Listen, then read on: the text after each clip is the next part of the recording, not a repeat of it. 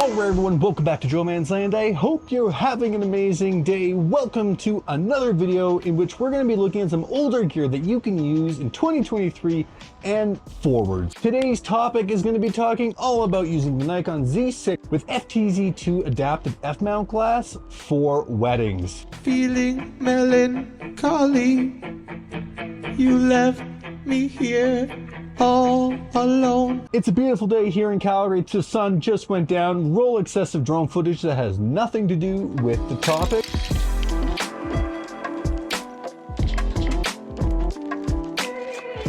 And back to the video. So the way the video is going to be divided up today is we'll go first into the gear and then into some of the photos. My colleague who had me recently do her wedding was kind enough to let me share some of those images, so I can't wait to get into that. The camera, which is definitely the most important thing, was the Nikon Z6. Here it is. The form factor on this camera body is astounding. Really great in the hand, feels super solid, full metal construction with magnesium alloy, and especially when you get it rigged out with a L bracket, you can do so much with it on a tripod or even on a gimbal. The sensor as well is 24 megapixels. If this is your first time seeing this camera, yes, it's not going to blow your mind with the megapixel count, but the video quality as well as the images just look clean. And unlike a man who has a shrub for a head that recently said the Z6 sucks, it does not. It still slaps in 2023 and you can get some astounding images.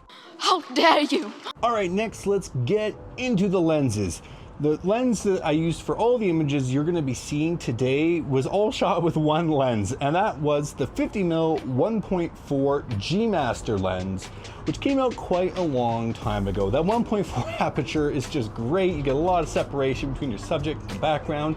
Obviously, if you're having multiple subjects, stop that down. Otherwise, if those people aren't standing the exact same focal distance from your lens, one person will be in focus, one person won't. But great little lens, super light. You can get them pretty affordably. You know, they're anywhere from right around that $250 Canadian dollar mark up to about $350, just depending on the condition and the person you're buying it from. I actually found that the autofocus was quite decent. Out of all my F-mount adapted glass on the Nikon Z6, the 50mm 1.4 is typically the most accurate. Right now on my Z6, you're seeing me through my 17-35 wide open at 2.8, and it's great. You know, it's an awesome lens, but you know, that 50mm focal length is just so iconic and great for getting images of people that I just found that, you know, for all the images I did before the wedding, I didn't switch. This was the lens for me. Now, obviously there were lots of images of the ceremony. The lens I used for the duration of that time was the 70-200 f2.8 version 1G lens. This is a great lens. The price definitely does vary. Typically they're right around that $600 to $700 mark. I got this one for $300, which was like a real steal. That's really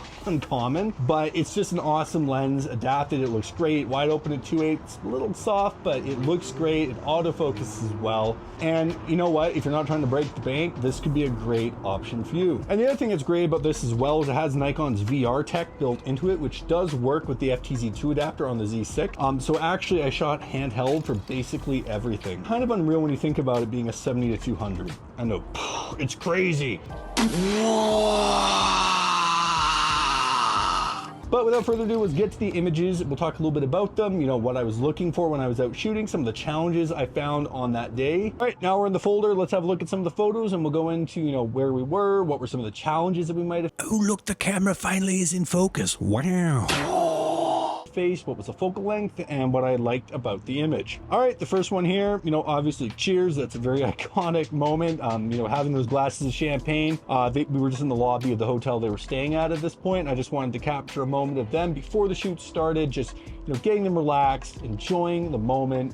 You know, I think the biggest thing whenever you're doing any type of wedding photos, keep it as natural as you can. And this was shot with the 50mm 1.4. And as you guys can see in this image, it is a little bit hazy, and that's not because of the lens, that is because of wildfires. Yep, I am in Alberta, and you know, the day that we took this photo was the peak of the smoke pollution here in Calgary. It was about a 9 on the air quality index, and it definitely affected some of the images, but I actually kind of liked the look. It really softened up the light. It looked really awesome, and we shot this image actually in the top of a parkade. Yeah, I know, a parkade of all places. I like this image. You've got the old historic hotel in the background, them in the foreground. It just, I don't know, I think it slaps, it pops, and I love it a ton. Same thing here. We're dancing, we're loving the moment, and you know, they were being very natural in this moment, laughing with each other, having a good time. 50mm 1.4, stopped down to right around 3, and I was shooting, I think at this point, right around 1/1000 shutter. Might be a little fast for some people, but I just wanted to make sure I got the image and didn't have any blur in case they moved. Moving along, same thing here, historic hotel in the background. I shot in portrait here just to get a little bit more of the hotel. I really like this image. I feel like it's really them frozen in a moment, and I'm not there, which I think is the best thing when you're doing wedding photos. This one here was shot outdoors as well. This is a arch in the middle of downtown Calgary. You know, I like to do a lot of street photography, so I really leaned on that for a lot of our shot locations. This is a historic building. I really like this. The lines really direct you to the middle of the frame, and you've got them in the middle as well. Maybe just straightened it just a little bit, but I still like it overall. Here we are at the Calgary Public Library. Nice ambient light coming in from the side. I really like this arched wood background behind them. It really complements skin tones very well. So, you know, if you're shooting weddings,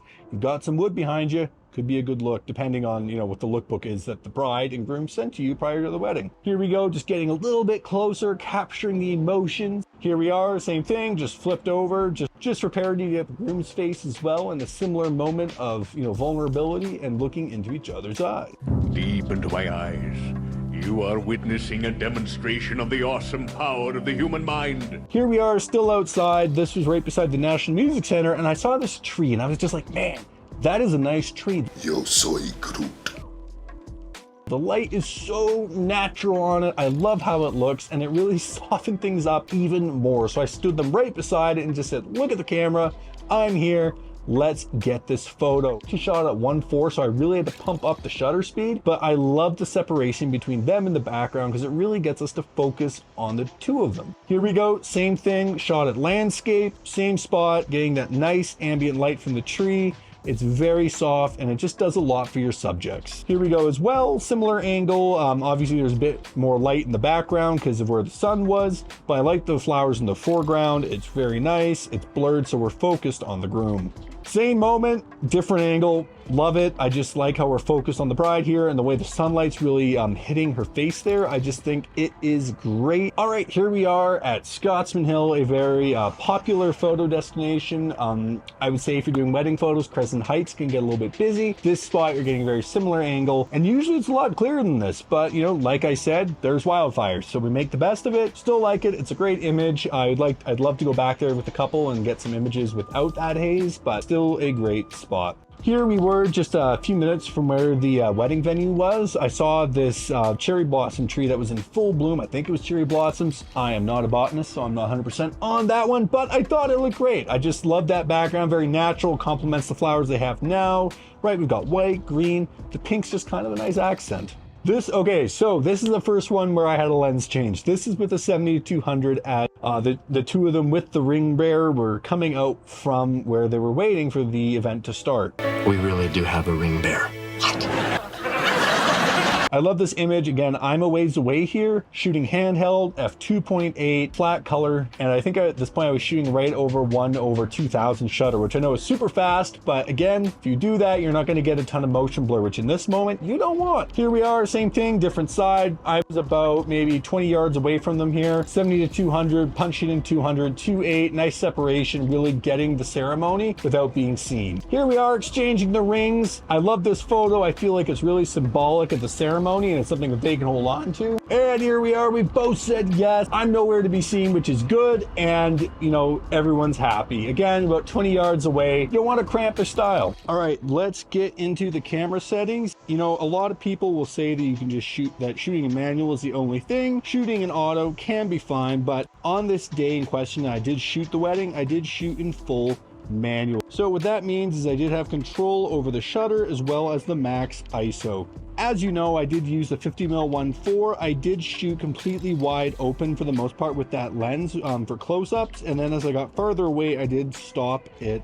down. In terms of the color profile, I shot flat for everything, so that way then I had lots of flexibility in post. And the battery life was actually really good. Obviously, if you're shooting in lower temperature conditions, you're going to find that it can be a little bit hit and miss sometimes, but that's like that with every camera.